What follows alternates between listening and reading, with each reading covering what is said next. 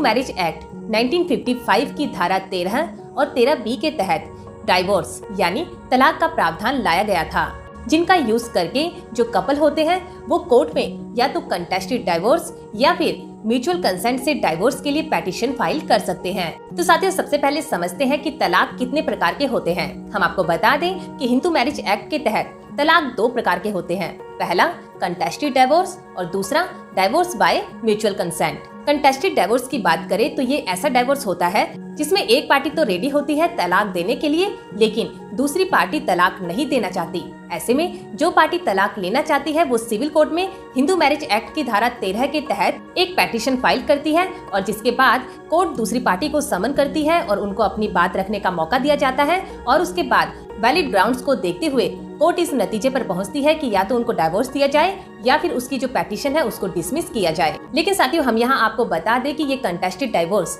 ऐसी सिचुएशन होती है जिसमें एक पार्टी तो राजी होती है तलाक देने के लिए या लेने के लिए, लेकिन दूसरी पार्टी ऐसा नहीं करना चाहती। तो ऐसे में ये जो केस होता है ये सालों साल लंबा खिंचता चला जाता है और इस डाइवोर्स को लेने के लिए जहां एक पार्टी दूसरे के ऊपर 10 एलिगेशन लगाती है और इसी बात को काटते हुए अपनी बात प्रूव करने के लिए जो सामने वाली पार्टी होती है वो उस पार्टी पर 20 एलिगेशन लगाती है और ऐसे में जो हस्बैंड और वाइफ होते हैं उन्हें काफी हरासमेंट सहनी पड़ती है, फिजिकल भी और मेंटल भी, जिसमें साथ साथ बच्चे भी पिस जाते हैं। और साथियों, उनकी इन्हीं गलती के कारण उनको डाइवोर्स लेने में सालों साल लग जाते हैं और ऐसे में जो उनकी दूसरी शादी की उम्र होती है वो भी निकल जाती है और अंत में उन्हें पछताना पड़ता है, उनके पास कुछ नहीं बचता। और ऐसी ही परिस्थितियों से बचने के लिए हमारे कानून में एक और उपाय निकाला गया, म्यूचुअल कंसेंट से डाइवोर्स का, हिंदू मैरिज एक्ट की धारा 13B के तहत, जिसके तहत डाइवोर्स लेना बेहद ही आसान प्रक्रिया होती है, जिससे आपके समय और पैसे दोनों की ही बचत होती है। म्यूचुअल कंसेंट से डाइवोर्स की बात करें तो ये ऐसा डाइवोर्स होता है